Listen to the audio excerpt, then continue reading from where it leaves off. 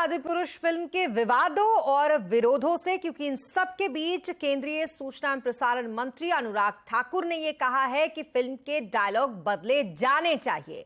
इधर फिल्म आदिपुरुष ने अपने पहले वीकेंड पर 340 करोड़ की कमाई कर ली है। फिल्म की प्रोड्यूसर टी सीरीज ने जय श्री राम के नारे के साथ ये जानकारी ट्विटर पर शेयर की है। इधर फिल्म के विरोध की आग नेपाल भी पहुंच चुकी है। नेपाल ने सभी हिंदी फिल्मों के प्रदर्शन पर अपने यहां रोक लगा दी है। नेपाल ने फिल्म में सीता को भारत की बेटी बताए जाने पर कड़ा ऐतराज जताया है। फिल्म का किस तरीके से विरोध हो रहा है ये हम आपको दिखाते हैं। 3 अलग अलग तस्वीरें, ये आगरा, जम्मू और मुंबई की तस्वीर है, जहां पर लोग अलग अलग तरीके से अपना विरोध जता रहे हैं इस फिल्म को लेकर। भारत में लोग फिल्म में चीप डायलॉग, तथ्यों के साथ छेड़छाड़ का कड़ा विरोध कर रहे हैं। लखनऊ में हिंदू महासभा नाम के संगठन ने फिल्म के कलाकारों और निर्माताओं के खिलाफ FIR भी दर्ज करवाई। जम्मू में बजरंग दल ने पुतले जलाकर विरोध अपना जताया, तो वहीं मुंबई के उपनगर में फिल्म का प्रदर्शन रुकवाने की भी कोशिश की गई। फिल्म के संवाद और गीत लिखने वाले मनोज मुंतशिर ने कहा है कि फिल्म के कुछ डायलॉग्स बदले जाएंगे। इस पर सूचना प्रसारण मंत्री अनुराग ठाकुर ने कहा कि डायलॉग तो बदलना ही चाहिए, लेकिन लोगों की भावनाओं को ठेस पहुंचाने का हक किसी को नहीं है। क्या कुछ कहा है उन्होंने, एक बार आपको सुनवाते हैं। CBFC ने इस पे जो निर्णय करना है वो किया है। Central board of film certification ने, उनका एक काम है। और जो फिल्म के निर्माता निर्देशक हैं और जो लेखक भी हैं, उन लोगों ने जो डायलॉग बदलने की बात है वो भी कही है। किसी की भी भावनाओं को आहत करने का अधिकार किसी को नहीं है। तो वहीं दूसरी तरफ कांग्रेस नेता राशिद अल्वी ने आदिपुरुष विवाद में मोदी सरकार को भी लपेट लिया है। अल्वी ने कहा है कि पिछले 8-9 साल से प्रोपेगेंडा के लिए फिल्मों का इस्तेमाल हो रहा है। आदिपुरुष उसी का। मूवीज एंटरटेनमेंट के लिए होती हैं और ये पिछले 8 साल 9 साल से हुआ है कि फिल्मों के जरिए भी प्रोपेगेंडा हो रहा है और भारतीय जनता पार्टी इस काम पे लगी है। कभी केरला स्टोरी आती है, तो कभी कश्मीर की स्टोरी आती है, तो कभी इस तरीके के मुद्दे उठा दिए जाते हैं। कोई सैफरन कपड़े पहन ले तो वो इस देश के अंदर मुद्दा बन जाता है। मूवीज तफरीह के लिए, एंटरटेनमेंट के लिए होती है। और आदिपुरुष में ओछे डायलॉग क्यों रखे गए और क्या अब डायलॉग बदलने से डैमेज कंट्रोल हो जाएगा? आज आवाज अड्डा में इसी पर करेंगे बड़ी चर्चा शाम 7:57 पर।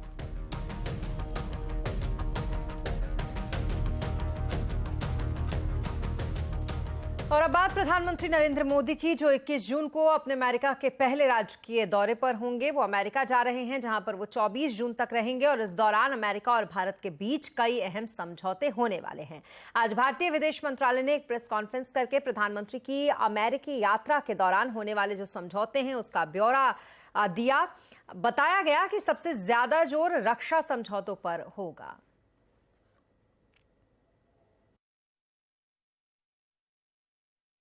भारत US रक्षा सहयोग एक इंडस्ट्रियल प्रोडक्शन इकोसिस्टम की तरफ बढ़े, जिससे न केवल दोनों देशों के रक्षा सहयोगों को बल मिलेगा, अपितु जो वैश्विक परिप्रेक्ष्य है उसमें भी दोनों देशों के रक्षा संबंध एक अच्छी प्रगति कर सकते हैं।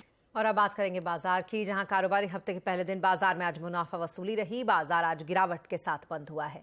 सेंसेक्स 216 अंक गिरकर 63,168 पर बंद हुआ। तो वहीं निफ्टी की अगर बात करें तो ये 71 अंक गिरकर 18,755 पर बंद हुआ। आज सबसे ज्यादा तेजी PSU बैंकिंग शेयरों में रही। ऑटो, FMCG, मेटल शेयरों पर आज दबाव देखा गया। मार्केट का पूरा एक्शन समझने के लिए चलते हैं यतिन के पास। यतिन, बताएं जरा मार्केट में आज क्या कुछ एक्शन देखने को मिला? हफ्ते की शुरुआत थोड़ी बहुत कमजोर रही और अगर हम बाजार की बात करें तो निफ्टी जो रिकॉर्ड हाई से कुछ ही पॉइंट्स दूर था, वहां पे आपको प्रॉफिट टेकिंग दिखी। टिपिकली जब बाजार शिखर पे होता है तो कहीं ना कहीं थोड़ी बहुत प्रॉफिट टेकिंग लाजमी होती है। तो उसी तरीके से बाजार का आज थोड़ा बहुत मूड फ्रंट लाइन शेयर्स की तरफ, खास करके प्राइवेट सेक्टर की बैंकों की तरफ सुस्त था। हालांकि PSU banking shares, energy, realty, इन में भी थोड़ी बहुत हल्की फुल्की आपको सेलिंग दिखी। लेकिन IT और फार्मा शेयर्स होल्ड आउट कर रहे थे।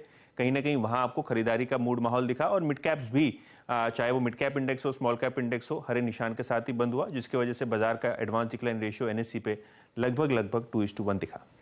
जी, तो मार्केट के इस हाल के बीच में सेक्टर्स का किस तरीके का एक्शन देखने को मिला? तो अगर हम निफ्टी की बात करें तो फाइनेंशियल सर्विसेज स्टॉक्स और इंश्योरेंस कंपनीज में अच्छी खासी तेजी थी, खास करके HDFC life, Bajaj finance, Bajaj Finserv जैसे काउंटर्स में 2 से 3% की तेजी थी और टेक महिंद्रा और इन्फोसिस जैसे काउंटर्स में भी आपको बढ़त दिखी। लूजिंग साइड पे अदानी एंटरप्राइजेस का शेयर लगभग 4% नीचे बंद हुआ। इसके अलावा Kotak bank, hero MotoCorp, axis bank जैसे काउंटर्स में भी 1 से 1.5% तक की मंदी दिखाई पड़ी। मिड कैप गेनर्स की बात करें तो यहाँ आपको काफी सारे फाइनेंशियल सर्विसेज कंपनी दिखेंगे, खास करके 5 स्टार्स फाइनेंस और क्रेडिट एक्सिस ग्रामीण दोनों ही काउंटर्स में 7-8% की तेजी थी और eClerx mid cap IT segment में से भी आपको तेज मूड माहौल में दिखा। फ्लिप साइड पे अगर हम मिड कैप लूजर्स की बात करें तो राजेश एक्सपोर्ट, त्रिवेणी टर्बाइन, लिंडे इंडिया जैसे काउंटर्स में आपको 5 से 7% तक की इंट्राडे गिरावट देखी। हालांकि स्टॉक्स थोड़े बहुत fag end of trading session में रिकवर होते हुए भी दिखाई पड़े। जी, बहुत शुक्रिया तमाम मार्केट अपडेट के लिए यतिन आपका।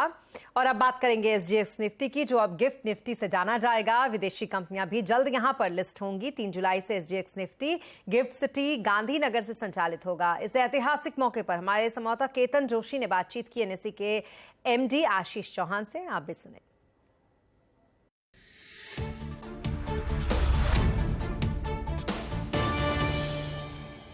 इंडिया में जो ट्रेड करते हैं फॉरेनर्स, उनको भारतीय रुपये में पैसे कन्वर्ट करने पड़ते हैं और फिर वापस ले जाने पड़ते हैं। उनको एक कॉस्ट लगती है जो यहाँ पर नहीं लगती है, इसलिए कई लोग जो सिंगापुर से भी ट्रेडिंग करने का पसंद कर रहे थे।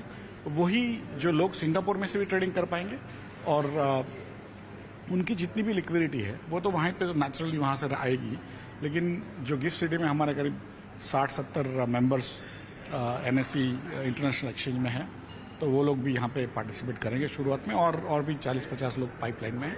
और सुबह 6:30 बजे से लेकर के दूसरे दिन रात को 2:45 बजे तक ये ट्रेडिंग होगा। तो करीब 21 घंटे से आजू बाजू में ट्रेडिंग होने की संभावना है। क्या आगे जाकर अलग अलग और भी यहाँ पर वॉल्यूम तो इंक्रीज होगा ही, लेकिन साथ ही साथ और भी अलग अलग फैसिलिटीज शुरू होगी, या तो और भी मतलब ट्रेड करने के तरीके भी थोड़े चेंज होंगे और एड ऑन होंगे?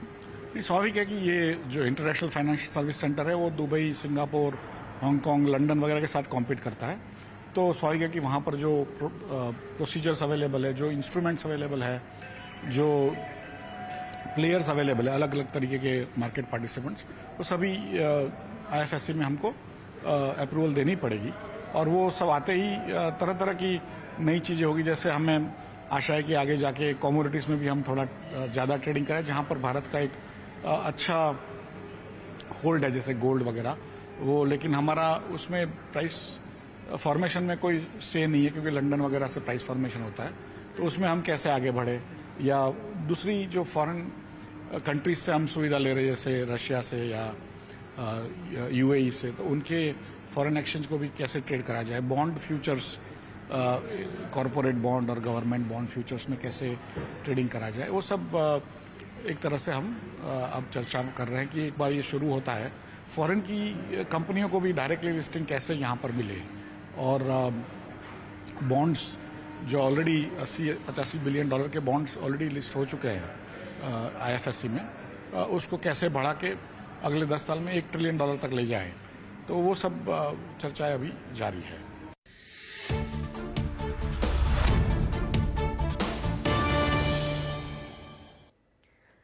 और अब बात जीएसटी चोरी की, क्योंकि जीएसटी चोरी को लेकर जीएसटी विभाग ने जो जांच का दायरा था वो और बढ़ा दिया है। इंश्योरेंस, फार्मा सेक्टर्स के बाद अब scrapping, packaging, man power service देने वाली जो कंपनियां हैं, ये भी अब इस जांच के दायरे में आ गई हैं। जीएसटी चोरी के खिलाफ चल रहे जो स्पेशल ड्राइव हैं और जीएसटी से जुड़े अन्य मुद्दों पर central board of indirect taxes और कस्टम्स के चेयरमैन विवेक जौहरी से खास बातचीत की हमारे संवाददाता आलोक प्रियदर्शी ने। आप भी सुने। तो इंश्योरेंस सेक्टर में आपने ठीक कहा, हमारा पहले भी अन्वेषण चल रहा था, क्योंकि हमने उस सेक्टर में भी ये पाया कि फेक बिलिंग के केसेस उसमें भरकर सामने आए। एडवर्टाइजिंग और मार्केटिंग सर्विसेज के नाम पर हमें पता चला कि फेक बिलिंग की जा रही है, ऐसी सूचना विभाग को प्राप्त हुई थी। तो उस अन्वेषण के अंतर्गत हमने करीब 30 इंश्योरेंस कंपनीज, जिसमें 15 लाइफ इंश्योरेंस कंपनीज है और 15 जनरल इंश्योरेंस कंपनीज हैं, उनके इन्वेस्टिगेशन शुरू किए थे। और अभी तक करीब 2300 करोड़ के लगभग फेक आईटीसी का हवाला मिला है हमको, लेकिन उस पर भी अभी कार्यवाही चल रही है, अभी समाप्त नहीं हुई है, और इसमें से करीब 700 करोड़ की रिकवरी हम लोग कर चुके हैं।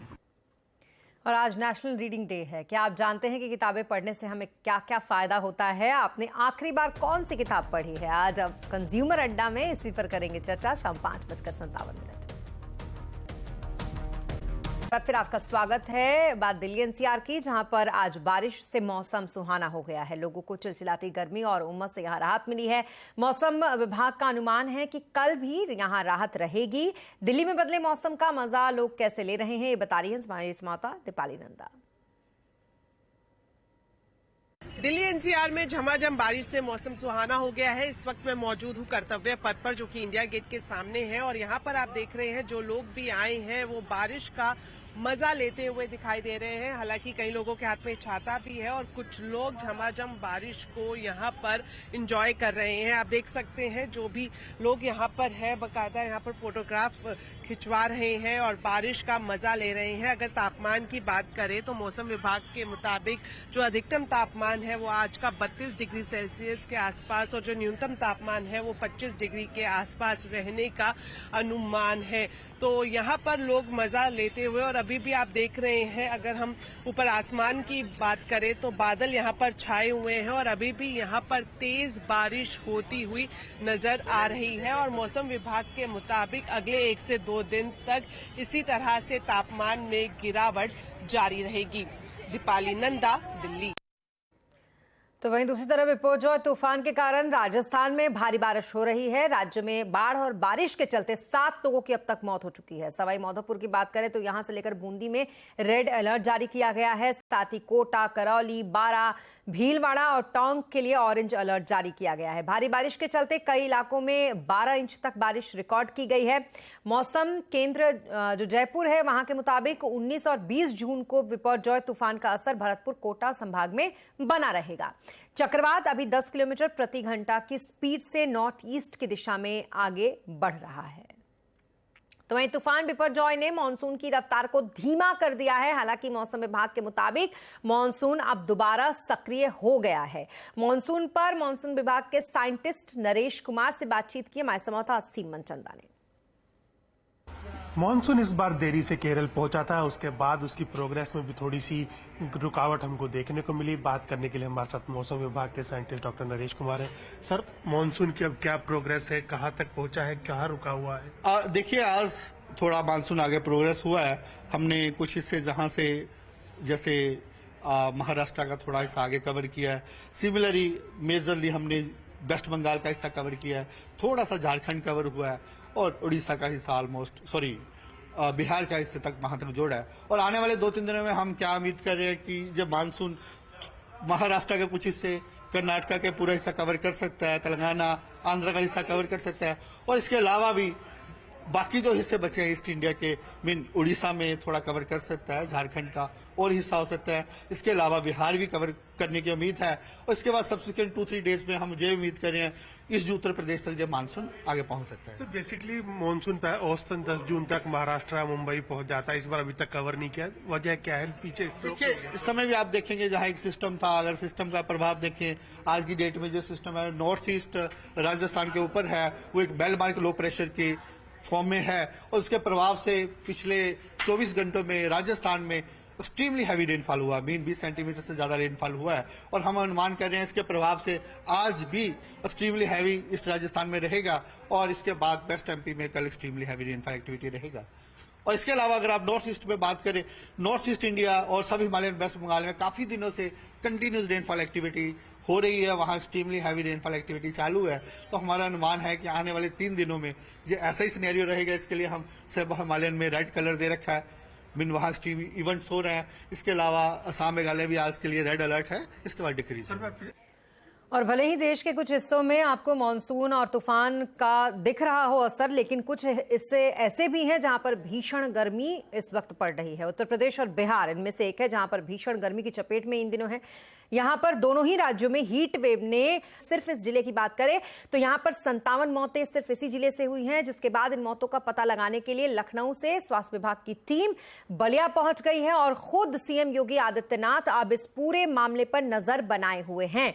तो वहीं हीट वेव का असर पूर्वी उत्तर प्रदेश के साथ साथ बिहार में भी देखने को मिल रहा है।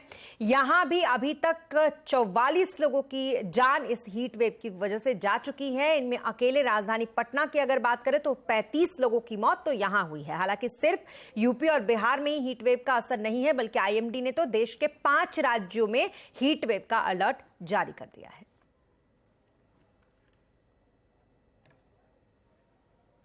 और इसी के साथ इस बुलेटिन में फिलहाल इतना ही, लेकिन खबरों पर लगातार अपडेट के लिए आप बने रहें सीएनबीसी आवाज के साथ।